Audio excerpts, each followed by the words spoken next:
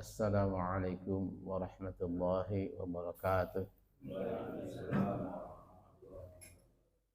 Alhamdulillahirabbil alamin. Wassalatu wassalamu ala asrofil mursalin nabiyina Muhammadin wa ala alihi washabihi ajmain, amma ba'd. Mari kita senantiasa memanjatkan puji dan syukur kita kepada Allah Subhanahu wa taala yang telah begitu banyak memberikan nikmat kepada kita, di antaranya nikmat sehat dan nikmat kesempatan, sehingga kita bisa melakukan kewajiban kita untuk melakukan sholat subuh secara berjamaah di Masjid Al-Muhajirin ini. Kemudian shalawat dan salam semoga tetap terlimpahkan kepada junjungan kita uswatun hasanah Nabi besar Muhammad sallallahu alaihi wasallam serta seluruh keluarga, sahabat dan umatnya yang tetap istiqomah untuk melaksanakan syarat Islam sampai akhir zaman nanti.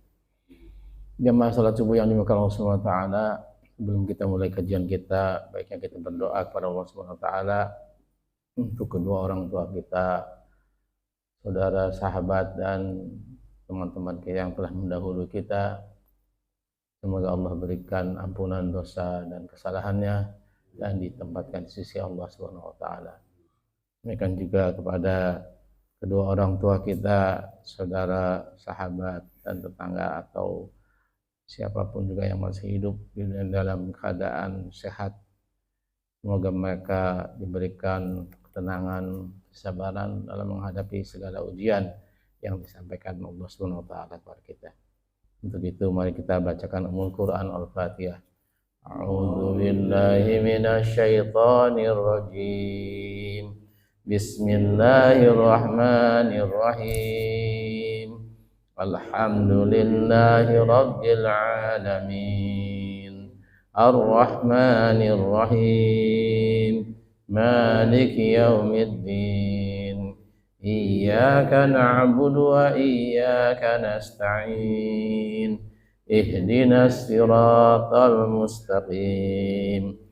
Siratal ladzina an'amta 'alaihim ghairil maghdubi 'alaihim waladdallin. Amin. Nah, seringkali kita mendengar kata kemenangan yang dalam bahasa Arab disebutkan dengan al-fauz, tetapi sedikit orang yang memahami atau mengamati makna kemenangan tersebut, sehingga ia tidak mendapatkan kemenangan yang hakiki. Dalam Quran surat Al-Baqarah surat kedua ayat 200 sampai 201 yang akan saya sebutkan kemudian, disebutkan bahwa ada bagian manusia yang hanya ingin meraih kemenangan atau kesuksesan dan kebahagiaan itu hanya di dunia saja, sehingga tentunya ia akan bekerja keras disertai berdoa untuk mendapatkannya. Namun ada sebagian lainnya yang berharap bahwa kemenangan yang akan diraih itu atau kesuksesan dan kebahagiaan itu tidak hanya di dunia saja, tetapi juga di akhirat kelak, sehingga dia juga akan bekerja serta berdoa untuk mendapatkannya. Allah Subhanahu wa taala berfirman, faminan nasi mi yaqulu rabbana atina fid dunya wa ma lahu fil akhirati min khalaq. Maka di antara manusia ada yang berdoa, ya Tuhan kami, berilah kami kebaikan di dunia, dan tentunya di akhirat dia tidak akan memperoleh apapun. Dalam surat Al-Baqarah ayat 200. Kemudian Allah Subhanahu wa taala berfirman, wa minhum min yaqulu rabbana atina fid dunya hasanah wa fil akhirati hasanah wa qina azabannar. Dan di antara mereka ada yang berdoa, ya Tuhan kami, berilah kami kebaikan di dunia dan kebaikan di akhirat, dan lindungilah kami dari azab neraka. Dalam surat Al-Baqarah 201. Nah, itulah yang sebetulnya kemenangan yang hakiki yang kita harus perjuangkan untuk mendapatkannya. Al-Quran telah menyebutkan sifat orang-orang yang akan meraih kemenangan atau kesuksesan dan kebahagiaan yang hakiki. Dalam bahasa Al-Quran tadi disebutkan fid dunya hasanah wa fil akhirati hasanah wa qina adzabannar. Ciri-cirinya adalah yang pertama, orang tersebut beriman hanya kepada Allah Subhanahu wa taala. Jadi dia tidak pernah melakukan kesyirikan yang akan membawanya kepada kemurkaan Allah Subhanahu wa taala. Dalam Al-Qur'an disebutkan di dalam surat At-Taubah surat ke-9 ayat 72, Allah Subhanahu wa taala menyampaikan wa'adallahu al-mu'minin wal mu'minat jannatin tajri min tahtihal anhar khalidina fiha wa masakina thayyibatan fil jannati adn wa ridwanan minallahi akbar dzalika huwal fawzul azim. Allah menjanjikan kepada orang-orang mukmin laki-laki dan perempuan akan mendapatkan surga yang mengalir di bawahnya sungai-sungai. Mereka kekal di dalamnya dan mendapatkan tempat yang baik di surga Aden, dan keridhaan Allah lebih besar. Itulah kemenangan yang agung. Jadi syarat untuk mendapatkan kemenangan yang agung, kesuksesan di dunia maupun di akhirat, salah satunya adalah dengan beriman kepada Allah Subhanahu wa taala. Kemudian yang kedua diantaranya adalah mereka senantiasa beramal saleh. Allah Subhanahu wa taala berfirman dalam surat Al-Buruj surat 85 ayat ke-11, innal ladzina amanu wa 'amilus solihati lahum jannatun tajri min tahtihal anhar dzalika fawzul kabir. Sungguh orang-orang yang beriman dan mengerjakan kebajikan, artinya mengerjakan amal-amal soleh, mereka akan mendapat surga yang mengalir di bawahnya sungai-sungai. Itulah kemenangan yang agung. Di syarat kedua, mereka adalah orang-orang yang beramal saleh. Beramal saleh atau melakukan hal-hal yang tentunya diperintahkan Allah Subhanahu wa taala kepada kita, dan seiring dengan itu menjauhi seluruh larangan-larangan Allah yang telah disampaikan kepada kita melalui Rasulnya Nabi Muhammad sallallahu alaihi wasallam. Kemudian yang ketiga, mereka mengikuti semua apa yang sudah disampaikan oleh Rasulullah sallallahu alaihi wasallam. Dalam hal ini Allah Subhanahu wa taala berfirman di dalam surat At-Taubah surat ke-9 ayat 100 yang bunyinya wasabiquna awwalun minal muhajirin wal ansar walladzina taba'uhum bi ihsani radhiyallahu anhum wa radu anhu wa a'addan lahum jannatin tajri min tahtihal anhar khalidina fiha abada dzalika fawzul azim. Dan orang-orang yang terdahulu lagi yang pertama-tama masuk Islam, di antaranya adalah orang-orang muhajirin dan ansor, dan orang-orang yang mengikuti mereka dengan baik, Allah ridho kepada mereka, dan mereka pun ridho kepada Allah. Allah menyediakan bagi mereka surga-surga yang mengalir di bawahnya sungai-sungai, mereka kekal di dalamnya selama-lamanya. Itulah kemenangan yang agung. Jadi yang tiga tadi adalah orang-orang yang senantiasa mengikuti apa yang disampaikan oleh Rasulullah SAW. Sekarang ini Rasulullah SAW sudah tidak ada, tapi para pengikutnya, para ulama yang mengikuti ajaran Rasulullah SAW mengajarkan kepada kita bagaimana sebetulnya orang-orang mengikuti Rasulullah SAW. Allah akan ridho kepada kita, dan kita pun tentunya menyatakan bersyukur pada Allah Subhanahu wa taala atas surga yang akan diberikan oleh Allah Subhanahu wa taala kepada kita. Selanjutnya yang keempat adalah mereka orang-orang yang senantiasa menjauhi kemaksiatan.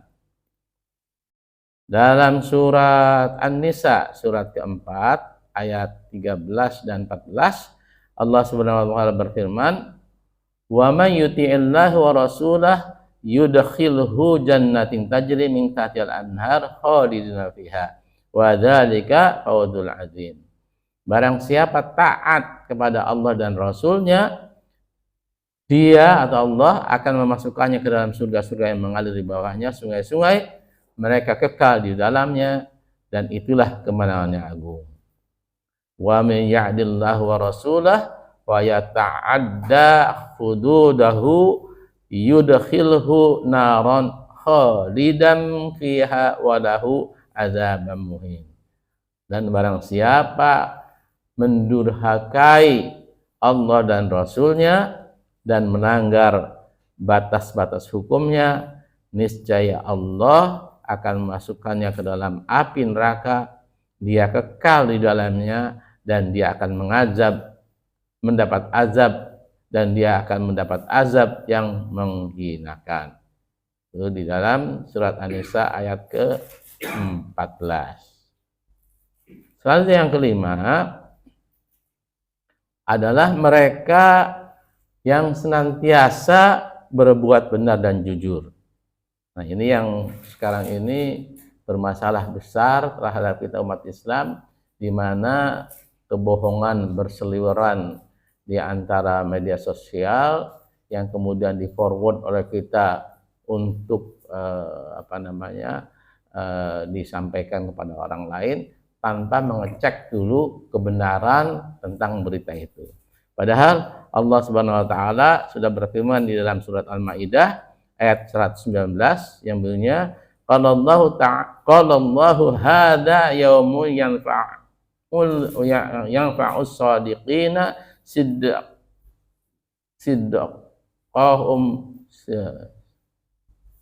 sidaqahum lahum jannatin tajri min tahtiha al-anhar khalidina fiha abada radhiyallahu alaihim wa radu anhu dzalikal fawzul azim.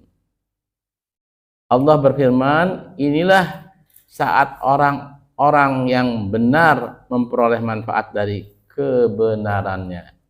Mereka akan memperoleh surga yang mengalir di bawahnya sungai-sungai, mereka kekal di dalamnya selama-lamanya.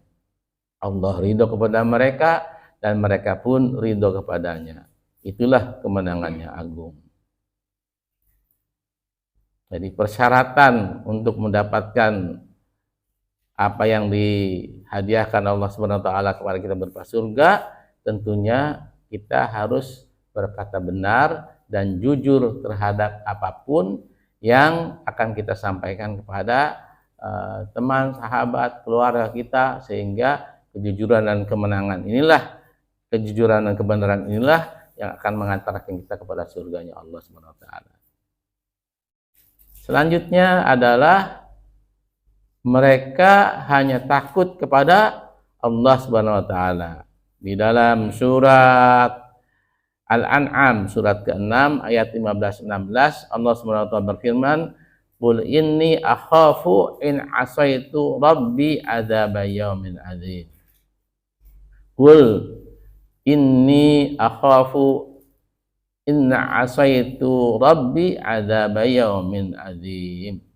Katakanlah Muhammad, aku benar-benar takut akan azab hari yang besar, yaitu hari kiamat, jika aku mendurhakai Tuhanku. Barang siapa yang dijauhkan dari azab atas dirinya pada hari itu, maka sungguh Allah telah memberikan rahmat kepadanya, dan itulah kemenangan yang nyata. Dalam ayat ini Allah Subhanahu wa taala menyampaikan pada Rasulullah SAW bahwa hendaklah takut akan azab pada hari kiamat nanti. Dan tentunya kenapa mereka takut terhadap azab itu? Karena mendurhakai apa yang sudah disampaikan oleh Tuhan kepada kita, oleh Allah Subhanahu wa taala kepada kita.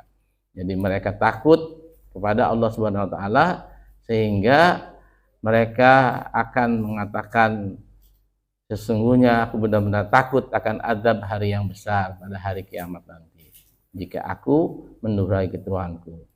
Maka barang siapa yang dijauhkan dari azab atas dirinya pada hari itu, Sesungguhnya Allah telah memberikan rahmat kepadanya dan itulah kemenangan yang nyata. Yang ketujuh adalah mereka orang-orang yang mendapatkan kebahagiaan, kesuksesan di dunia dan akhirat ini adalah mereka senantiasa bertakwa kepada Allah Subhanahu wa taala. Dalam surat An-Nur surat 24 ayat ke-52 Allah Subhanahu wa taala berfirman, "Wa may yuti'illaha wa rasulahu wa yukhshallahu wa yattaqihi fa ulaika humul faizun." Dan barang siapa taat kepada Allah dan Rasulnya serta takut kepada Allah dan bertakwa kepadanya, maka itulah orang-orang yang akan mendapatkan kemenangan. Surat An-Nur surat 24 ayat ke-52. Dan yang ke-8, Allah Subhanahu wa taala berfirman yang artinya, tetapi Rasul dan orang-orang yang beriman bersama dia, mereka berjihad dengan harta dan jiwa, mereka itu memperoleh kebaikan. Mereka itulah orang-orang yang beruntung. Allah telah menyediakan bagi mereka surga yang mengalir di bawahnya sungai-sungai, mereka kekal di dalamnya. Itulah kemenangannya agung. Ini terdapat dalam surat At-Taubah surat ke-9 ayatnya ayat 88-89. Syarat yang tersebut untuk mendapatkan kesuksesan itu adalah mereka senantiasa berjihad di jalan Allah SWT. Berjihad artinya melakukan kebenaran, mengatakan yang hak itu hak, dan senantiasa menjauhi semua yang mendapatkan adab dari Allah SWT. Berjihad bisa jadi dia melakukan sesuatu yang dengan tangannya, yang dengan akalnya, yang dengan seluruh potensi yang ada demi tegaknya kalimat Allah Subhanahu wa taala di muka bumi ini. Sebagaimana tadi disampaikan bahwa Rasul dan orang-orang yang beriman bersama dia atau mereka berjihad dengan harta dan jiwanya, mereka itu memperoleh kebaikan, mereka itulah orang-orang yang beruntung. Tentunya Allah menyediakan bagi mereka surga yang mengalir di bawahnya, mereka kekal di dalamnya, itulah kemenangan agung. Mengapa senantiasa Allah menyampaikan bahwa surga itu mengalir sungai-sungai di bawahnya? Karena ayat ini turun pada saat Rasulullah SAW berada di lingkungan di Jazirah Arab. Kita dapat bayangkan 1400 tahun yang lalu, di mana pembangunan pun belum seperti sekarang ini, Allah menyampaikan melalui Rasulnya bagaimana sebetulnya kondisi surga itu. Di Jazirah Arab kita tahu bahwa memang tanahnya tandus dan akan sulit bagi seseorang untuk melihat sungai-sungai. Nah, itulah yang kemudian digambarkan oleh Allah Subhanahu wa taala kepada melalui Rasulnya, bahwa sesungguhnya surga itu ada sesuatu yang indah. Jangan bayangkan seperti di Indonesia, di mana menurut Kus-Plus katanya tongkat batu dan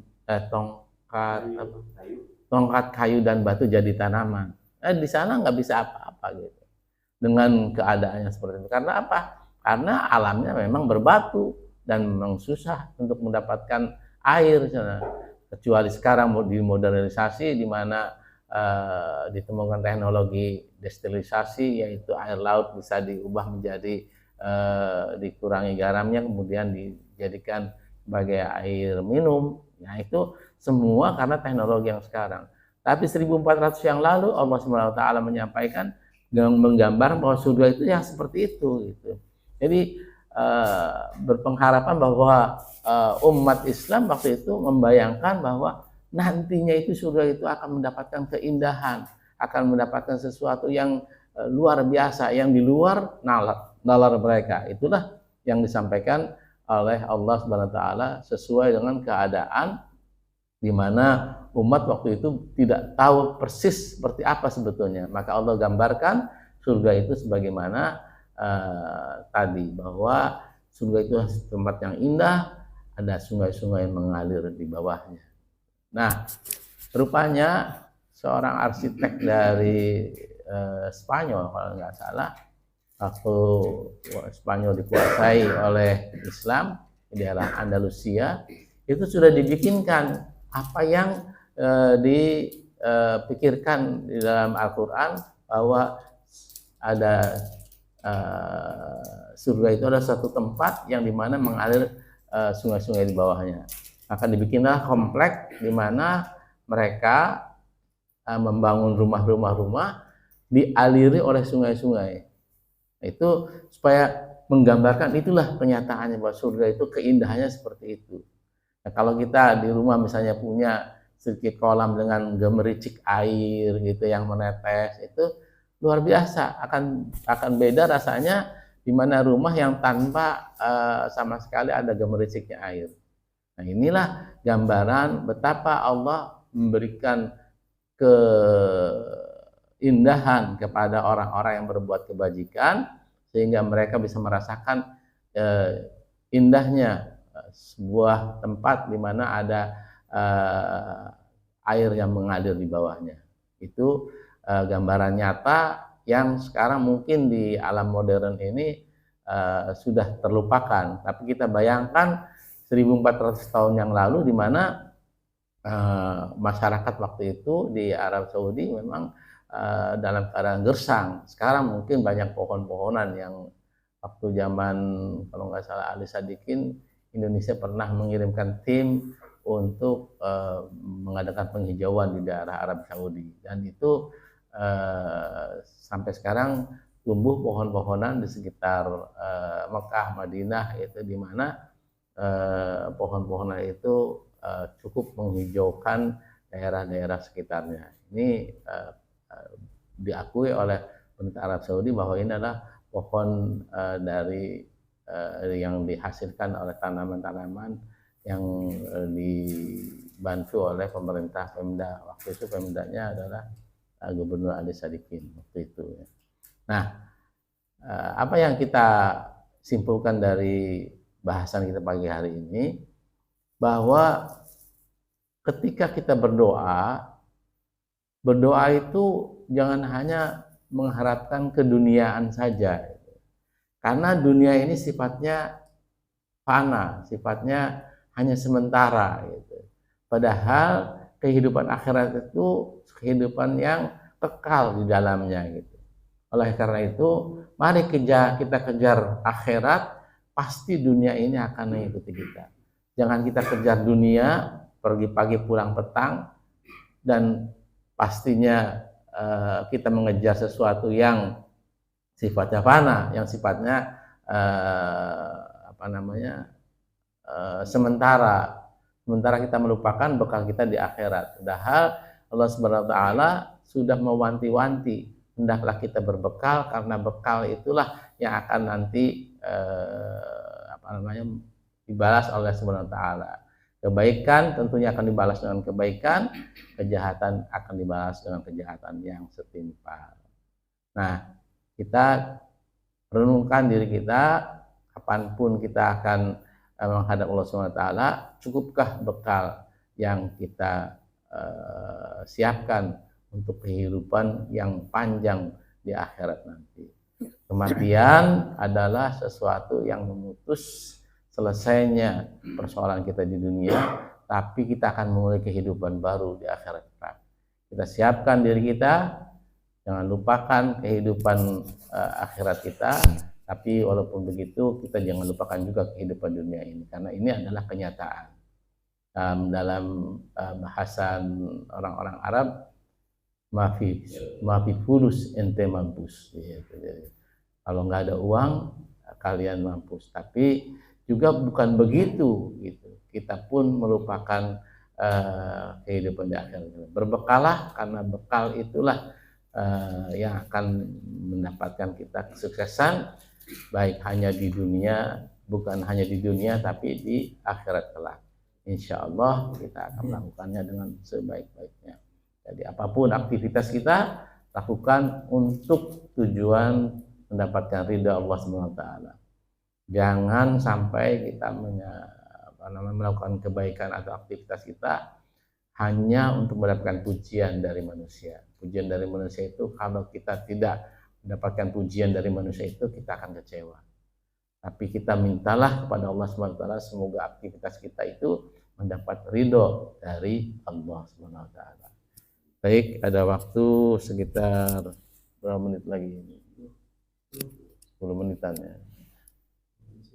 Ada waktu untuk diskusi, silakan. Barangkali partner kita Pak Kartono nggak ada nih, biasanya punya faktor ya. Mas Harto mau tanya? Hah? Dari Mas Harto barangkali ada? Atau Pak Agus?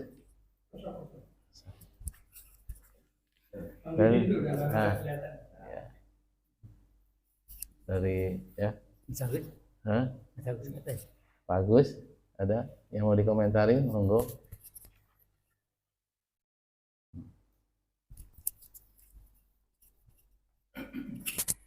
Assalamualaikum warahmatullahi wabarakatuh. Waalaikumsalam. Saya tidak berkomentar, tetapi saya ingin menanyakan, Pak. Dalam konsep Islam itu bagaimana terkait dengan kemenangan yang menghalalkan segala macam cara, Pak? Terima kasih, Pak. Assalamualaikum warahmatullahi wabarakatuh. Waalaikumsalam warahmatullahi wabarakatuh. Jadi kata Allah, berbuat baiklah, karena berbuat baik itu akan menghasilkan sesuatu. Jadi dalam surat Al-An'am kalau nggak salah, man jaa'a bil hasanati fahuwa asyara amsalih. Barang siapa berbuat satu kebaikan, maka Allah akan balas dengan 10 kebaikan. Tapi kata Allah dalam lanjut ayatnya, man jaa'a bil sayyiati, barang siapa berbuat kejahatan, maka akan dibalas dengan sesuatu yang setimpal dengan kejahatannya.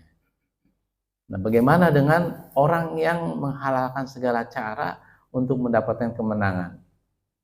Terpulang kepada kita sendiri, apakah kemenangan yang diperolehnya itu merupakan sesuatu yang hanya dinisbatkan kepada keduniaan saja, atau kemenangan yang diperoleh itu untuk kehidupan yang nyata di akhirat kelak.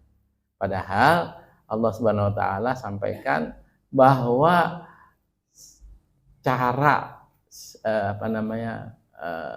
untuk memperoleh ridha Allah itu bukan hanya dari materinya saja, tapi dari cara pun itu akan diperhitungkan oleh Allah Subhanahu wa taala. Maka jangan sampai kita melakukan untuk mendapatkan sesuatu, katakanlah kemenangan, dengan cara yang diharamkan Allah Subhanahu wa taala. Di antaranya adalah kasus suap misalnya gitu. Riswah itu tidak berdosa katanya gitu. Kata Tuhan. Karena riswah itu baik yang memberikan maupun yang menerima akan langsung masuk neraka. Jadi kalau dosa katanya itu bisa diampuni. Kita bertobat dengan taubatan nasuha, Allah akan ampuni. Tapi kalau memberikan sesuatu kepada orang lain dan kemudian orang lain itu menerima, kemudian itu dibawa untuk keluarganya, diajak memberi bahan makanan segala macam, maka itu sudah perbuatan dosa. Suatu perbuatan dosa. Maka itu akan masuk neraka. Gitu. Masuk neraka itu nggak ada artinya lagi sama sekali, karena itu vonis dari Allah SWT kepada semua orang yang melakukan kejahatan. Jadi riswah atau dalam bahasa kitanya suap, baik yang menyuap maupun yang disuap, itu akan langsung masuk ke neraka. Berbeda dengan perbuatan-perbuatan kemaksiatan yang lainnya, di mana kita dengan bertobat itu kita akan diampuni oleh Allah SWT. Mudah-mudahan kita terhindar dari perbuatan-perbuatan yang menghalalkan segala macam cara. Amin. Bukan hanya dalam pilkada ini, tapi dalam keseharian kita. Misalnya dalam bekerja. Dalam bekerja, ketika kita di bagian misalnya purchasing atau pembelian, di mana kita membeli sesuatu, kemudian kita dapat diskon, gitu. Nah, diskonnya kita tilep. Itu kan artinya kita mendapatkan sesuatu yang sebetulnya bukan hak kita. Karena diskon walaupun kita sebagai pelaksana, jabatan kita lah yang menyebabkan kita mendapatkan diskon. Tapi kalau kita mendapatkan diskon itu karena memang kita pribadi yang membeli, bukan atas nama perusahaan, maka itu menjadi bagian daripada pendapatan pendapatan atau perolehan yang kita peroleh. Ini banyak sekali godaan-godaan, terutama mereka-mereka yang bekerja yang sifatnya sangat-sangat menggiurkan gitu. Saya pernah bertanya kepada salah seorang calon karyawan waktu saya bekerja, bagaimana seandainya kalian membeli sesuatu, kemudian sesuatu itu dengan hasil negosiasi kalian akan si penjual akan memberikan potongan harga. Gitu. Nah, jawab si karyawan itu bahwa itu merupakan keuntungan atau bati, karena kan tertulisnya dalam kwitansi itu katakanlah harganya Rp1.000, padahal hanya dibayar Rp800, yang 200 itu merupakan keuntungan. Keuntungan itu sebetulnya bukan milik dari pribadi dia, walaupun dia yang bernegosiasi, tapi keuntungan itu adalah keuntungan yang diperoleh karena dia sebagai pejabat perusahaan di sana. Oleh karena itu harusnya distorkan kepada perusahaan, jadi bukan merupakan keuntungan. Nah, ini hati-hati bagi kita. Nah, begitu juga riswah itu yang terselubung adalah memberikan fasilitas atau memberikan sesuatu kepada keluarga kita. Misalnya, katakanlah kita sekeluarga akan keluar negeri atau keluar kota. Kemudian kita akan menghubungi supplier kita. Supplier kita memberikan kepada kita fasilitas. Ya Pak, nanti saya sediakan hotel di ini. Nah, itu sebetulnya karena jabatan kita. Kalau kita nggak menjabat di situ, belum tentu kita akan memperoleh fasilitas itu. Ya, ini hati-hati. Baik, itu Pak Agus yang bisa disampaikan. Mudah-mudahan bermanfaat bagi kita semua dan bagi pencerahan. Sebelum kita tutup, ini udah setengah jam, kita tutup dulu dengan doa kepada majelis. Subhanaka Allahumma bihamdika asyhadu an la ilaha illa anta astaghfiruka wa atubu ilaik. Assalamualaikum warahmatullahi wabarakatuh. Saya menutup di grup saya. Para sahabat Nabhan Abdul Channel, demikian tadi ceramah subuh di Masjid Al-Muhajirin yang dibawakan oleh Bapak Haji Suaib Aidi SE MSI. Temanya tentang kemenangan yang hakiki. Kemenangan yang hakiki. Semoga bermanfaat. Wassalamualaikum warahmatullahi wabarakatuh.